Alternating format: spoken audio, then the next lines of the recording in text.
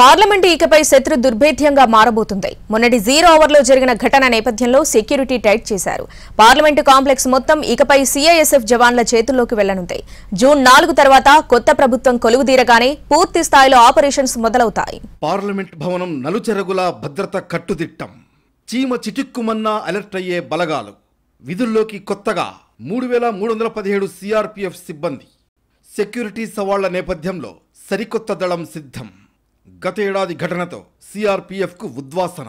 Parliament సమగ్ర భద్రత బాధ్యతలు ఇక పూర్తి స్థాయిలో సిఐఎస్ఎఫ్ చేతిలో ఉండబోతున్నాయి. ఉగ్రవాద నిరోధక భద్రతా విభాగానికి చెందిన 3300 మందికి పైగా సిబ్బంది విధుల్లో పాల్గొంటారు. ఇప్పటివరకు సిఆర్పీఎఫ్కు చెందిన parliament duty group PDG, Delhi police, parliament security staff, PSS దళాలు మాత్రమే పార్లమెంట్ భవన సముదాయంలో ఉమ్మడిగా బాధ్యతలు నిర్వహించాయి.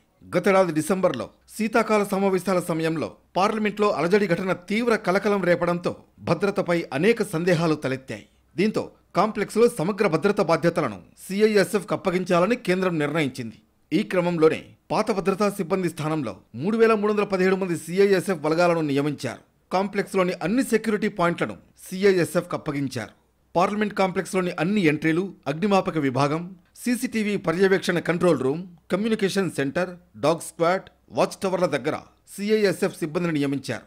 ఇప్పటికే వారికి సంబంధిత శిక్షణ ఇచ్చారు. విధ్వంసక కార్యకలాపాల కట్టడి తదితర విధులకు ప్రత్యేకంగా శిక్షణ పొందిన వారిని రంగంలోకి దించారు. ప్రస్తుతం తాత్కాలిక పద్ధతిలో సిబ్బందిని మోహరించారు. కొత్త ప్రభుత్వం అధికారంలోకి రాగానే పూర్తి స్థాయి అనుమతులు వస్తాయి.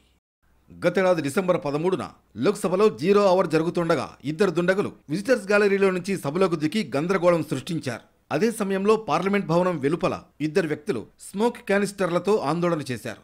దీంతో అప్రమత్తమైన భద్రతా బలగాలు వారందరినీ అదుపులోకి తీసుకున్నాయి.